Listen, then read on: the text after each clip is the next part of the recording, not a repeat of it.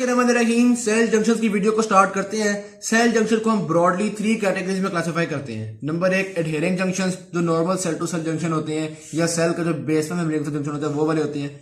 Number 2 आते हैं ऑक्लूडेंट junction, इनको हम टाइट जंक्शन भी कहते हैं। ठीक है, ये खास तौर पर एपिथीलियम के सेल्स में पाए जाते हैं। ठीक हो गया। और नंबर 3 पे आते हैं कम्युनिकेटिंग जंक्शन, जो सेल की कम्युनिकेशन में हेल्प कर रहे होते हैं, एक सेल की दूसरे सेल से कम्युनिकेशन में हेल्प करते हैं। ठीक है, ये तो वो बातें थी जो हमने यहां तक सारी जनरल बातें लिखी हुई थी जंक्शन के बारे में, वो हमने डिस्कस कर ली।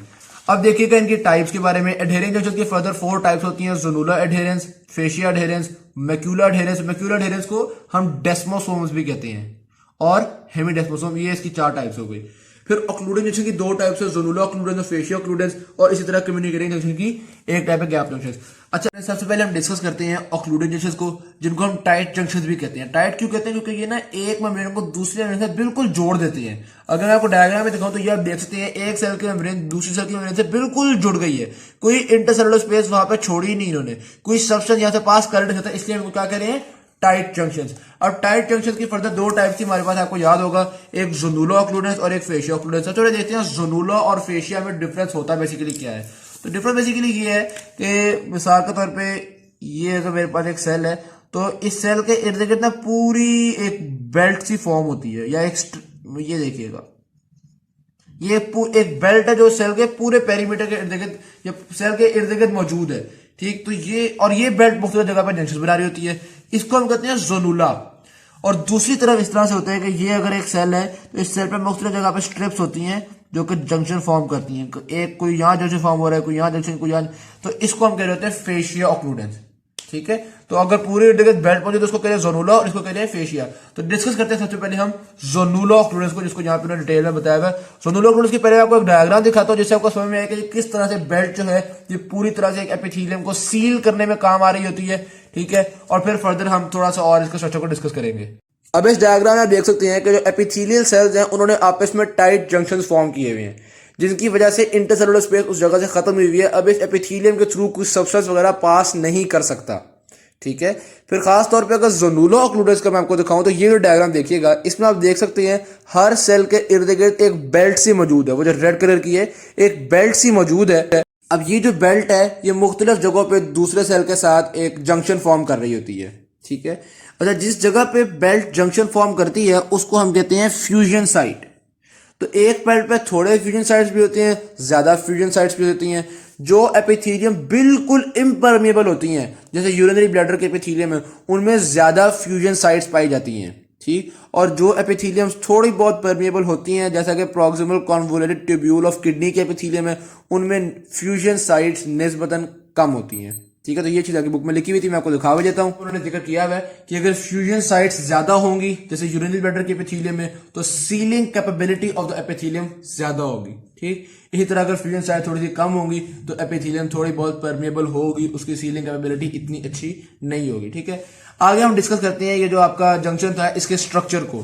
तो ये जंक्शन में आप देख सकते हैं एक तरफ का सेल की जो प्रोटीन्स हैं जो दूसरी तरफ का सेल की प्रोटीन्स के साथ बाइंड कर रही होती हैं। ये कौन सी प्रोटीन्स होती हैं? ये बेसिकली ऑक्लूडेंस और क्लॉडेंस होती हैं। इनको वो ट्रांस मेम्ब्रेन प्रोटीन कह रहे हैं। क्यों इस तरह से कह रहे हैं? बेसिकली मैं इस जंक्शन को जरा लार्ज आपको शो करता हूं व्हाइट बोर्ड पे। देख सकते हैं कि 2 सेल मेम्ब्रेन्स हैं और दोनों सेल मेम्ब्रेन्स के अंदर ये ट्रांस मेम्ब्रेन प्रोटीन्स मौजूद हैं। ट्रांस मेम्ब्रेन प्रोटीन का क्या मतलब है कि मिसाल के तौर पर ये अगर मेम्ब्रेन है तो एक प्रोटीन है जो कि पूरी मेम्ब्रेन के क्रॉस जा रही है। कुछ हिस्सा इस प्रोटीन का मेम्ब्रेन के अंदर साइड पे है और कुछ हिस्सा इस प्रोटीन का मेम्ब्रेन की बाहरी साइड पे है। तो ये ट्रांस मेम्ब्रेन प्रोटीन्स आमतौर पर कौन सी होती हैं?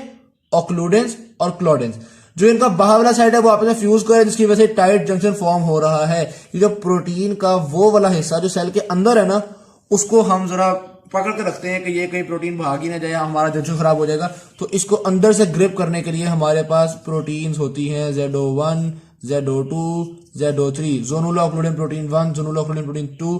ये ठीक है, ये वो प्रोटीन है जो अंदर से इसको बाइंड करके रखती हैं। उसके अलावा सेल के अंदर जो एक्टिन फिलामेंट्स वगैरह मौजूद होते हैं वो भी इस ट्रांस मेम्ब्रेन प्रोटीन को अंदर से पकड़ के रखते हैं। तो ये सारा कॉन्सेप्ट था आपका जोनुला ऑक्लूडेंस का। आगे में फेशिया ऑक्लूडेंस भी तकरीबन सेम चीज है, बस डिफरेंस ये है कि वो स्ट्रिप लाइक होते हैं और ये बेल्ट लाइक होता है। ठीक है, लोकेशन ध्यान में रखिएगा। जोनुला ऑक्लूडेंस की 2 लोकेशन यहाँ पे लिखी हुई थी, यूरिनरी ब्लैडर और इंटेस्टाइन वगैरह, और किडनी की कॉन्वोल्यूटेड ट्यूब्यूल्स। और फेशियो ऑक्लूडेंस को उन्होंने बताया कि ये ब्लड वेसल्स की एंडोथेलियल सेल में होती हैं। ठीक हो गया, तो यहां तक हमारे ऑक्लूडेंट जंक्शन कंप्लीट होते हैं। ऑक्लूडेंट जिसके बाद नेक्स्ट चलते हैं हम एडहेरेंट जंक्शन की तरफ। एडहेरेंट जंक्शन में पहले जोनुलर एडहेरेंस और फेशियल एडहेरेंस वही वाली चीज है। जोनुला का मतलब बेल्ट लाइक, फेशिया का मतलब है कि वो उस जगह पे मतलब स्ट्रिप लाइक है, मुख्तलिफ जगहों पे स्ट्रिप्स मौजूद है। लेकिन अलबत्ता जो पूरा स्ट्रक्चर है जंक्शन का वो जाहिर सी बात है डिफरेंट है। जो ऑक्लूडेंस थे वो टाइट जंक्शन थे, उनमें मेम्ब्रेन बिल्कुल टच कर जाती थी, जबकि जो एडहेरेंस हैं वो इस तरह का टाइट जंक्शन नहीं है। इनमें जहां पर जंक्शन होता है वहां भी मेम्ब्रेन में गैप मौजूद होता है और स्ट्रक्चर थोड़ा बहुत डिफरेंट है, प्रोटीन थोड़ी बहुत डिफरेंट है। वो क्या है वो मैं आपको एक डायग्राम से एक्सप्लेन करता हूं।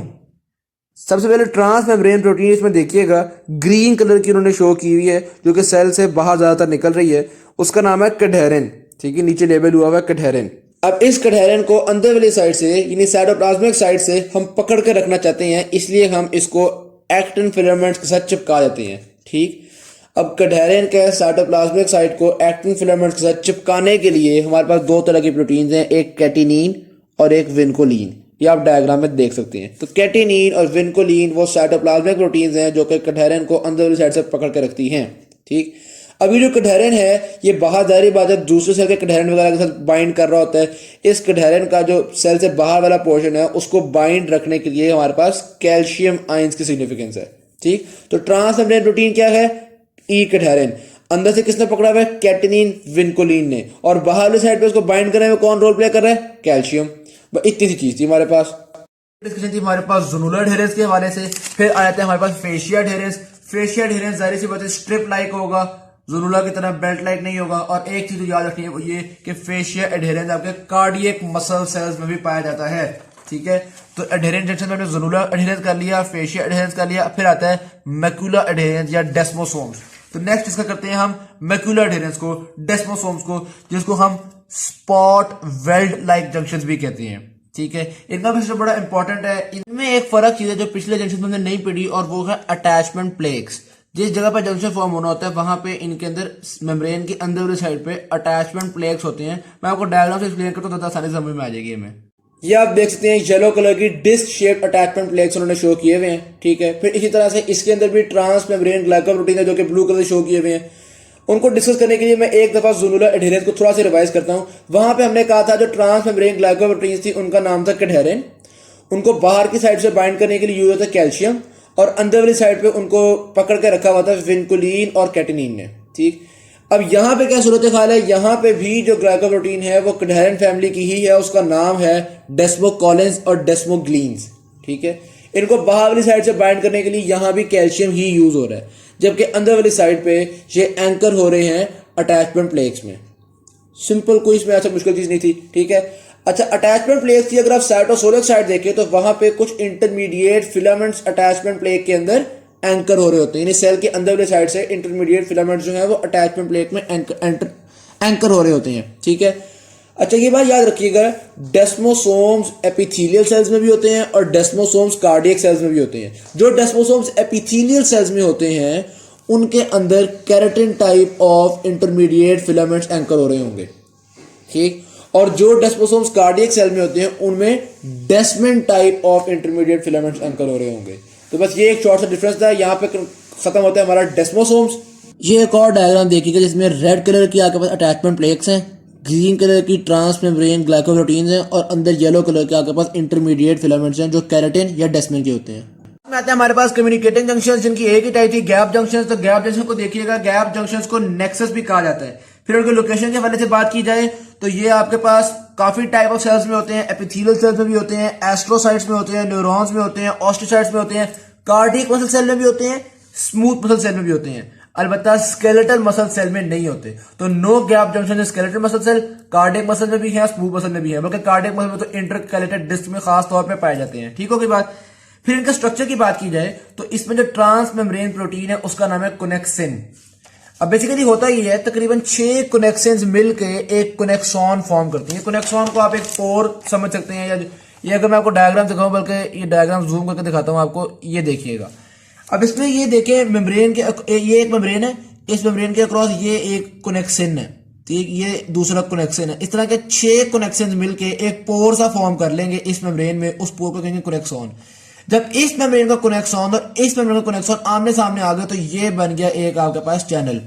ठीक है, तो दो कोनेक्सॉन्स मिलके एक चैनल बनाते हैं और तकरीबन 6 कनेक्शंस मिलके एक कोनेक्सॉन बनाते हैं। तो अगर आपसे पूछा जाए एक चैनल में कितने कोनेक्सॉन होते हैं, 2। एक चैनल में कितने कनेक्शंस होते हैं, 12। ठीक होगी बात, आई होप सो ये क्लियर है। मैं आपकी एक और डायग्राम आपको दिखा दूं ताकि मजीद आपको ये क्लैरिफाई हो जाए। ये आप देख सकते हैं किस तरह से येलो कलर के कनेक्शंस मिलके कोनेक्सॉन बना रहे हैं और 2 कोनेक्सॉन मिलके एक पूरा चैनल बना रहे हैं। अच्छा, ये जो कनेक्शंस हैं ये मिलके चैनल को क्लोज भी कर सकते हैं, ओपन भी कर सकते हैं, वो आगे हम डिस्कस करेंगे। ठीक हो गया, तो ये चीज आपने देख ली। अब आगे हम बताते हैं कि इन कनेक्शंस के क्रॉस प्लाज्मा गुजर सकता है, अमाइनो एसिड गुजर सकते हैं, शुगर, मुख्तलिफ चीजें गुजर सकती हैं, लेकिन सारे कनेक्शंस की परमेबिलिटी एक जैसी नहीं होती। कुछ कनेक्शंस किसी चीज को पास करने दे रहे हैं, कुछ किसी चीज को पास करने दे रहे हैं। अब ये परमेबिलिटी किस चीज पर डिपेंड कर रही है? ये परमेबिलिटी डिपेंड कर रही होती है कनेक्शंस पे। कनेक्शन का जो बेसिक यूनिट है कनेक्शन, उस पर डिपेंड कर रही होती है। तकरीबन 20 टाइप ऑफ कनेक्शंस हम आइडेंटिफाई कर चुके हैं।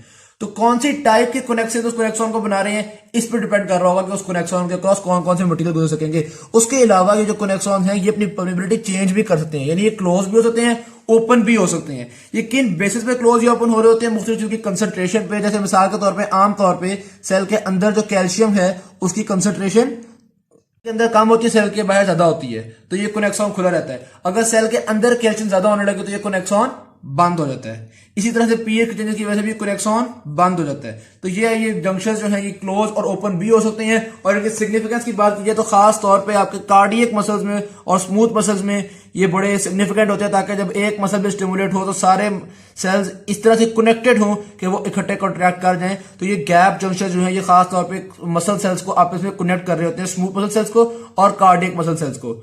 ठीक हो गई बात, ये बहुत सिंपल सी चीज थी। एम्ब्रियोनिक सेल्स में वो बता रहे हैं गैप जंक्शंस बहुत कसरत से पाए जाते हैं। ठीक, तो यहां तक हमारी वीडियो कंप्लीट होती है। अब एक डायग्राम दिखा के मैं तीनों टाइप ऑफ जंक्शंस को एक बार रिवाइज करवा देता हूं। उसके लेफ्ट मोस्ट पे ऑक्लूडिंग जंक्शन शो किया हुआ, यानी टाइट जंक्शन जिसमें बिल्कुल साथ लग जाता है। फिर सेंटर में उन्होंने शो किया हुआ आपके पास एडहेरिंग जंक्शन, इसके अंदर डेस्मोसोम की डायग्राम बनाई हुई है। और सबसे राइट साइड पे कम्युनिकेटिंग जंक्शन की डायग्राम बनाई हुई है। तो ये आप देख सकते हैं किस तरह से ये 3 मेजर टाइप्स ऑफ जंक्शंस होते हैं। Thank you very much. Video अच्छी लगी तो शेयर, सब्सक्राइब और लाइक जरूर कीजिएगा। अल्लाह हाफिज।